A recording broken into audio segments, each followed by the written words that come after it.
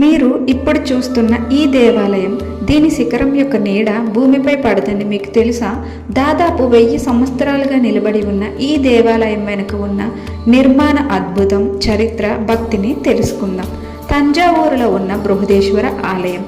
ఈ ఆలయం కేవలం పూజల కోసమే కాదు, చోళుల యొక్క పరిపాలన, సంస్కృతి, కళలకు కేంద్రంగా ఉండాలని రాజరాజ చోళుడు భావించారు. 216 అడుగుల ఎత్తు ఉన్న ఈ గోపురం యొక్క నీడ మధ్యాహ్నం నేలపై పడదు అనేది ఒక అద్భుతం. దీనిపై ఉన్న కుంభం దాదాపు 80 టన్నుల బరువు ఉంటుంది. ఈ ఆలయం పూర్తిగా గ్రానైట్ రాళ్లతో నిర్మించబడింది. అయితే తంజావూరు చుట్టూ 60 కిలోమీటర్ల పరిధిలో గ్రానైట్ నిక్షేపాలు అసలు లేవు. అంత దూరం నుంచి అంత బరువైన రాళ్లను ఎలా తరలించారు అనేదే ఇప్పటికీ ఒక పెద్ద ప్రశ్న. ఆలయ ప్రాంగణంలో ఉన్న ఏకశిలా నంది విగ్రహం భారతదేశంలోని అతిపెద్ద నందులలో ఒకటి.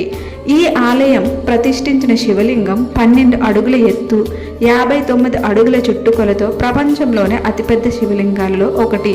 బృహదేశ్వర ఆలయం అనేది కేవలం రాతి కట్టడం కాదు, ఇది రాజరాజ చోళుడి భక్తికి, భారతీయ శిల్పకళా నైపుణ్యానికి ఒక గొప్ప ఉదాహరణ.